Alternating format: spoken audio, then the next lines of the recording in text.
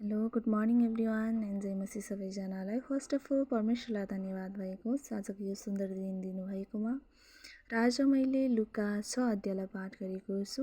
यहाँ यस्तो छ, सबातको प्रभु। सबात दिनमा उहाँ अन्नको खेतबाट भएर जाँदै हुनुहुन्थ्यो र उहाँका चेलाहरूले बाली टिपेर हातमा मार्दै खान लागे। तर फरिसीहरूमध्ये कुनै कुनैले तिनीहरूलाई भने, सबात दिनमा जे गर्नु उचित छैन त्यो तिमीहरू किन गर्दछौ? यसैले तिनीहरूलाई जवाब दिएर भन्नुभयो, के तिमीहरूले यो पनि पढेका छैनौ? दाउदले जब तिनी आफै र तिनका साथमा हुनेहरू भोकाएका थिए तब के गरे? कसरी परमेश्वरको घरमा पसेर अर्पण गरिएको रोटी झिकेर तिनले खाए र तिनीहरूसँग हुनेहरूलाई पनि दिए, जो पुजारी बाहेक अरूलाई खान निषेध थियो। अनि उहाँले तिनीहरूलाई भन्नुभयो, मानिसको पुत्र सबातको प्रभु हो।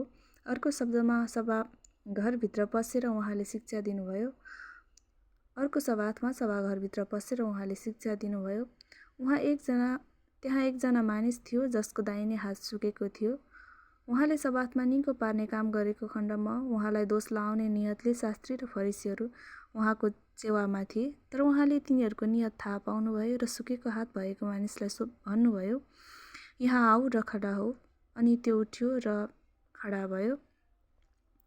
तब यसले तिनीहरूलाई भन्नुभयो, म तिमीहरूलाई सोध्छु, सबातमा असल गर्नु वा खराब गर्नु,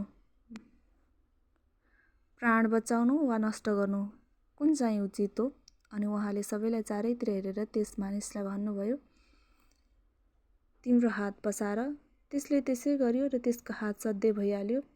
तर तिनीहरू रिसले चोर भएर यसलाई के गरौँ भनी आपसमा महत्त्व गर्न लागे। 12 प्रेरितहरू। त्यो दिनमा उहाँ पहाडतिर प्रार्थना गर्न जानुभयो र परमेश्वरसँग प्रार्थना गर्दै पुरै रात बिताउनुभयो। बिहान भएपछि उहाँले आफ्ना चेलाहरूलाई आफू कहाँ बोलाएर तिनीहरूमध्ये 12 जनालाई छान्नुभयो र उहाँले तिनीहरूलाई प्रेरित भन्ने नाउँ दिनुभयो। सिमोन, जसलाई उहाँले पत्रुस नाउँ पनि दिनुभयो, र तिनका भाइ अन्द्रियास, याकुब र यूहन्ना, फिलिप र बारथोमालाई, मती, थोमा, अल्फायसका छोरा याकुब, र सिमोन जो उपगन्त्री भनिन्थे, याकुबका छोरा यहुदा र यहुदा इस्करियोत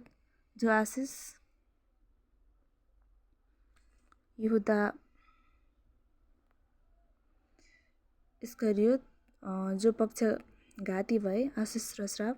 उहाँ तिनीहरूसँग तल ओर्लेर एउटा समतल जग्गामा खडा हुनुभयो र उहाँका शिष्यहरूको एउटा ठुलो भिड र समस्त यहुदिया र यरुसलेम र समुद्र तटवर्ती टुरोस र सिदोनका इलाकाबाट ठुलो भिड उहाँका वचन सुन्नलाई र आफ्ना रोगबाट निको हुनलाई आएका थिए। अशुद्ध आत्माहरूबाट पीडित हुने पनि निको भए।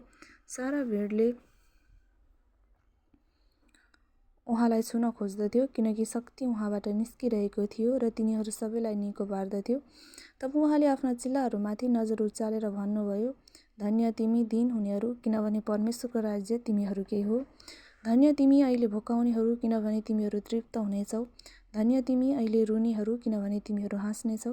धन्य तिमीहरू जब मानिसले तिमीहरूलाई मानिसको पुत्रको खातिर घृणा गर्नेछन्, जब बहिष्कार गर्नेछन् र गिल्ला गर्नेछन् र दुष्ट ठानी तिमीहरूका नाउँलाई अपमान गर्नेछन्। त्यस दिन रमाऊ र खुसीले उफ्र, किनभने स्वर्गमा तिमीहरूको इनाम ठुलो हुनेछ, किनकि तिमीहरूका पुर्खाहरूले अगमवक्ताहरूलाई त्यसै गरेथे। तर धिक्कार तिमी धनीहरू, किनभने तिमीहरूले आफ्नो सुख चैन पाइसकेका छौ। धिक्कार तिमी अहिले तृप्त भएकाहरू, किनभने तिमीहरू भोकाउनेछौ। धिक्कार तिमी अहिले हाँस्नेहरू, किनभने तिमीहरू शोक गर्नेछौ र रुनेछौ। धिक्कार तिमीहरूलाई जब सबै मानिसहरूले तिमीहरूको प्रशंसा गर्नेछन्, किनकि यसरी नै तिमीहरूको पुर्खाहरूले झुटा अगमवक्ताहरूलाई गरेथे। शत्रुमाथि प्रेम। तर तिमी सुन्नेहरूलाई म भन्दैछु, आफ्ना शत्रुलाई प्रेम गर र घृणा गर्नेहरूलाई भलाइ गर, सराप्नेहरूलाई आशीर्वाद देऊ, दुर्व्यवहार गर्नेहरूका निम्ति प्रार्थना गर। तिमीलाई एक गालामा चड्कन लाउनेलाई अर्को पनि थापिदेऊ र तिम्रो खास्टो खोज्नेलाई तिम्रो दौरा पनि लान देऊ। तिमीसित माग्ने हरेकलाई देऊ र तिम्रो चिजबिज लानेसँग फेरि नमाग। जसो मानिसहरूले तिमीहरूसँग गरून् भन्ने तिमीहरू इच्छा गर्दछौ, तिमीहरूले पनि तिनीहरूसँग त्यसै गर। तिमीहरूलाई प्रेम गर्नेहरूसँग प्रेम गर्दछौ भने तिमीहरूलाई के लाभ भयो? किनकि पापीहरूले पनि आफूलाई प्रेम गर्नेहरूसँग प्रेम गर्दछन्। तिमीहरूको भलाइ गर्नेहरूलाई भलाइ गर्दछौ भने तिमीहरूलाई के लाभ भयो र? किनकि पापीहरूले पनि त्यसै गर्छन्। यदि फिर्ता पाउने आश राखेर कसैलाई ऋण दिन्छौ भने तिमीहरूलाई के लाभ भयो र? किनकि फेरि उति नै पाउने आश राखेर पापीहरूले पनि पापीलाई ऋण दिन्छन्। तर आफ्ना शत्रुलाई प्रेम गर र तिनीहरूको भलाइ गर। फेरि पाउने आशा नराखी ऋण देऊ र तिमीहरूको इनाम ठुलो हुनेछ अनि तिमी सर्वोच्चका सन्तान ठहरिनेछौ, किनकि उहाँ बैगुनी र स्वार्थीमाथि कृपालु हुनुहुन्छ। तिमीहरूका पिता कृपालु हुनुभए झै तिमीहरू पनि कृपालु हो।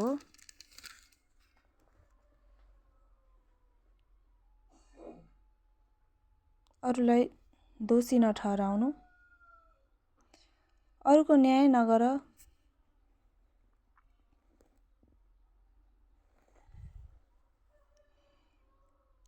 अरूको न्याय नगर र तिमीहरूको पनि न्याय गरिने छैन। अरूलाई दोषी नठहर्याऊ र तिमीहरू पनि दोषी ठहराइने छैनौ।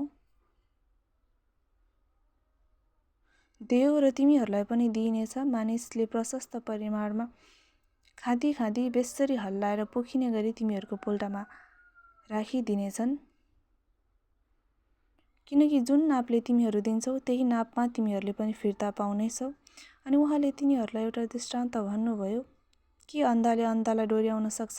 के तिमीहरू दुवै खाल्डामा पर्दैनन् र चेला आफ्ना गुरुभन्दा श्रेष्ठ हुँदैन? तर शिक्षा पाएपछि ऊ आफ्ना गुरु जस्तै हुनेछ। आफ्नो भाइको आँखामा भएको छिस्को तिमी किन देख्दछौ, तर आफ्नै आँखामा भएको मुडा चाहिँ थाहा पाउँदैनौ?